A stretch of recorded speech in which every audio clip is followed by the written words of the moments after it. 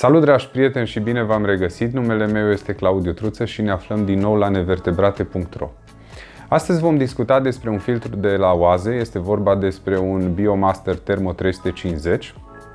Un filtru pe care, înainte de a-l prezenta, l-am testat aproximativ un an de zile pentru a avea siguranța că ceea ce spunem astăzi se bazează pe experiență și nu pe un text citit într-o prezentare.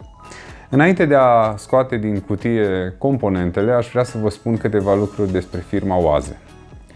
Deși nu are o experiență foarte bogată în acvaristică, fiind lider doar pe partea de ponduri și iazuri, această firmă a cercetat temeinic și a testat îndelungat produsele înainte de a le lansa pe piață, ceea ce este un lucru de lăudat. Și am avut și noi posibilitatea să vedem că o astfel de abordare este una cât se poate de profesionistă, așadar și produsele trebuie să fie de o calitate bună. Am să desfac această cutie și am să scot încet ceea ce este înăuntru. Avem cartea, inclusiv în limba română, și o scurtă prezentare a încălzitorului, pentru că acest filtru are un încălzitor. Dar o să îl vedeți imediat. O să eliberez puțin masa.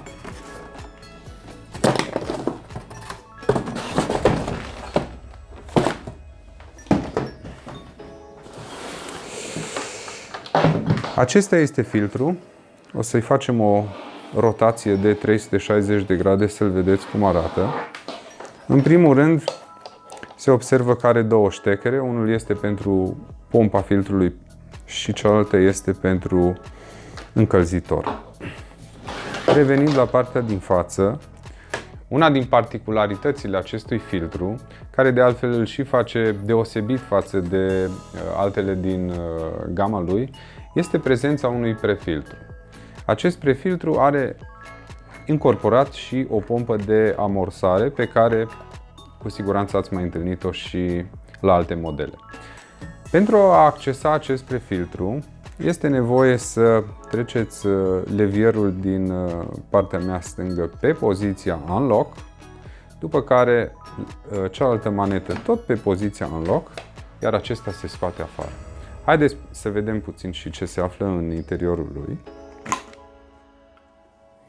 Iată, avem niște bureți care se pot îndepărta și se pot curăța sub jet de apă la chiuvetă. Nu este necesar să folosiți apă din acvariu, deoarece rolul acestora este exclusiv pentru filtrarea mecanică. De ce este important acest prefiltru? Pentru că puteți avea filtrare mecanică fără să fiți nevoiți să scoateți filtrul din funcțiune, sau când spun asta nu mă refer să îl scoateți din priză, ci efectiv nu trebuie să întrerupeți o perioadă prea lungă funcționarea filtrului și nu trebuie să umblați la materialele destinate filtrării biologice. E o chestiune de 2-3 minute, pur și simplu se scoate afară acest prefiltru, se curăță la jet de apă, după care se instalează la loc și se repornește filtrul fără nicio intervenție asupra filtrării biologice. E un avantaj care personal mie mi se pare important și ar trebui să-l aveți și voi în vedere, mai ales dacă aveți un acvariu care necesită filtrare mecanică. Dacă aveți mult pești în special, sau dacă aveți un acvariu foarte plantat pe care nu îl puteți aspira foarte bine, atunci cu siguranță este un avantaj. De asemenea, se poate observa că în capătul inferior al prefiltrului se află și un dispozitiv care împiedică scurgerea apei atunci când îl scoatem afară din filtru. Odată curățat, acesta se așează. Se poate pune doar într-o singură poziție, nu aveți cum să greșiți, e foarte intuitiv. Dacă o să aveți vreodată în mână, o să vedeți. Se așează pe poziția lui, după care se împinge maneta la loc, acest levier albastru și din acest moment totul este fixat. Filtrul se poate repune în funcțiune într-o perioadă foarte scurtă cu acest ștecher. Ok, de asemenea, în partea din spate avem încălzitorul și acesta este detașabil. Tot ce trebuie să faceți este să deșurubați această piesă de culoare albastră și el se poate scoate afară dacă este necesar să-l curățați sau, Doamne ferește, să îl înlocuiți. Dacă tot suntem la acest capitol, acest încălzitor are un reglaj pe el, o să-l vedeți în imaginile de detaliu. Pur și simplu se învârte acest comutator până în poziția în care temperatura indicată coincide cu temperatura pe care o doriți voi. Furtunele acestea sunt 16-22, vin montate pe acest cuplaj. De fiecare dată când vreți să scoateți furtunele, nu este necesar decât să scoateți acest cuplaj. Lucrul ăsta se face foarte simplu, folosind maneta corespunzătoare poziției lock sau unlock. Ok, ar fi timpul să-l și desfacem, să vedeți ce conține efectiv, cum sunt structurate sertarele. Îmi place foarte mult că are un mâner solid, de altfel tot filtrul este dintr-un plastic foarte solid, se vede că e un plastic de calitate. Acum se poate vedea mai bine partea de prefiltru și partea de încălzitor. Nu o să le mai demontez, ci doar o să vă arăt coșurile. Practic acesta este coșul de sus care are un burete pentru filtrarea mecanică fină. Restul coșurilor conțin bureți, mai puțin ultimul de jos care are un material plastic destinat filtrării biologice. Personal îl folosesc, sau orice filtru îl folosesc, nu doar acesta de la Oase, și recomand și celorlalți să facă la fel. Umplu toate coșurile cu materiale pentru filtrarea biologică, pentru că deja avem un prefiltru care poate să facă filtrarea mecanică, deci nu este necesar să ocupăm spațiu cu materiale dedicate filtrării mecanice.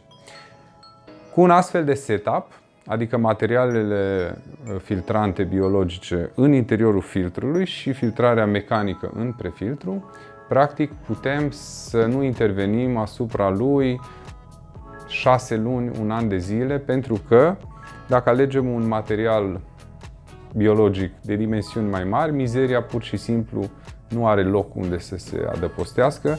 De altfel, ar fi oricum foarte greu să treacă de acest prefiltru. Cam atât ar fi de spus despre conținutul propriu-zis al filtrului. Oricum, nu acesta este cel care face ca acest filtru să fie deosebit, ci construcția lui.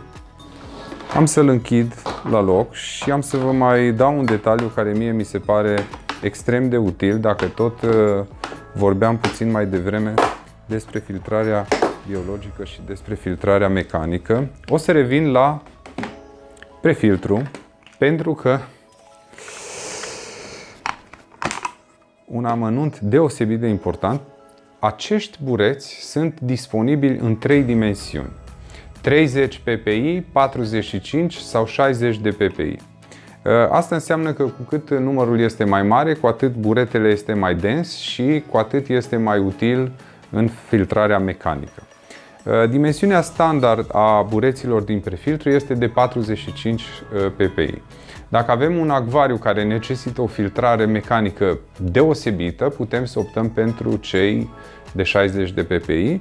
În schimb, dacă avem un acvariu cu o încărcătură biologică mică și cu puține reziduri, atunci putem să apelăm la varianta de 30 ppi pentru o intervenție asupra prefiltrului cât mai rară.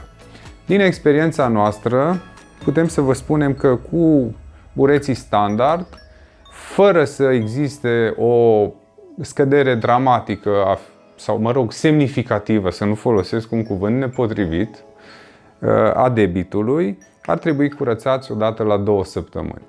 Însă dacă este necesar, se pot curăța mai des sau mai rar. De asemenea, dacă nu doriți să interveniți asupra filtrării mecanice prea des, se pot îndepărta unul sau mai multe bucăți din burete. Asta mi s-a părut cu adevărat important, pentru că ar fi păcat să nu profităm de filtrarea mecanică și mai ales de ușurința cu care putem interveni asupra ei.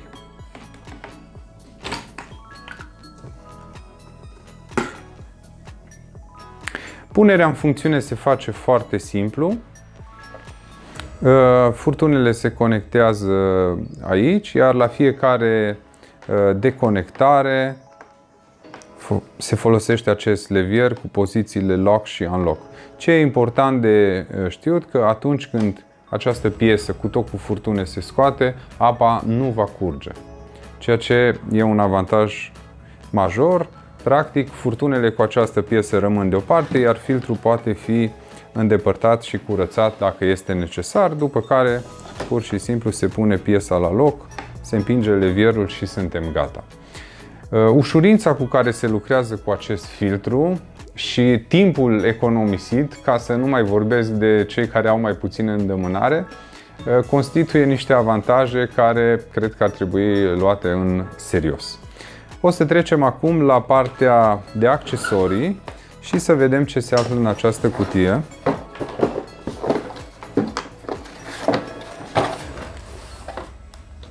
Practic avem furtunele care sunt destul de elastice. 16x22 este dimensiunea la care vin. Sunt de o culoare fumurie, tocmai pentru ca algele să nu se formeze cu ușurință pe ele. Mai avem aici partea de in și out și aici mă refer la partea din acvariu. Avem coturile. În aceste coturi vor fi înșurubate, vor fi introduse furtunele și se vor înșuruba siguranțele. Avem sprinkler dacă dorim să folosim această opțiune, sau avem o pâlnie în cazul în care dorim să folosim returul filtrului ca un jet, eventual să-l direcționăm într-o anumită direcție. Mai sunt ventuzele și celelalte piese asupra cărora nu voi interveni în clipa de față. Mai sunt niște piciorușe. Cred că acestea sunt niște lucruri care se regăsesc la orice filtru și probabil că sunteți familiarizați cu ele. Ok. E timpul să tragem o concluzie. De ce merită să cumperi sau de ce nu ai cumpăra un filtru Oase Biomaster Thermo 350? În primul rând am să încep cu dezavantajele, ca să spun așa. În primul rând, nu este un filtru ieftin și e de înțeles, având în vedere calitatea materialelor folosite și garanția de 3 ani pe care o primiți, precum și faptul că dacă vă înregistrați acest produs pe site-ul Oase, mai primiți un an de garanție suplimentar, deci în total 4 ani, nu are cum să fie ieftin. Dar, trecând la avantaje, dacă totuși decideți să plătiți banii pentru un filtru Oase, ce veți primi? În primul rând veți primi un filtru mare, încăpător, veți primi un filtru silențios și veți primi un filtru care are un încălzitor încorporat. Asta înseamnă că nu va mai trebui să cheltuiți banii pe un încălzitor, Și poate mai important decât lucrul acesta este faptul că acest încălzitor nu se află în acvariu. Aspectul vizual are de câștigat din start odată ce cumpărați acest filtru. Nu în ultimul rând, tot la avantaje, aș menționa ușurința cu care puteți folosi filtrarea mecanică, fără să fie nevoie să demontați filtrul, doar prin curățarea prefiltrului,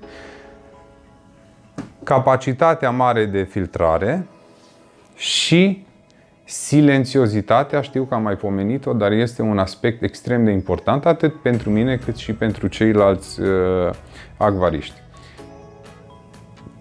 Sigur, sunetul este o chestiune destul de subiectivă, însă pot să vă garantez că puteți dormi cu acest filtru în funcțiune aproape de voi, fără să fiți deranjați. Vă mulțumesc foarte mult că v-ați uitat la acest film și sper să ne revedem data viitoare. Nu uitați să dați share și like dacă v-a plăcut sau dacă credeți că cineva ar trebui să vadă această prezentare. La revedere!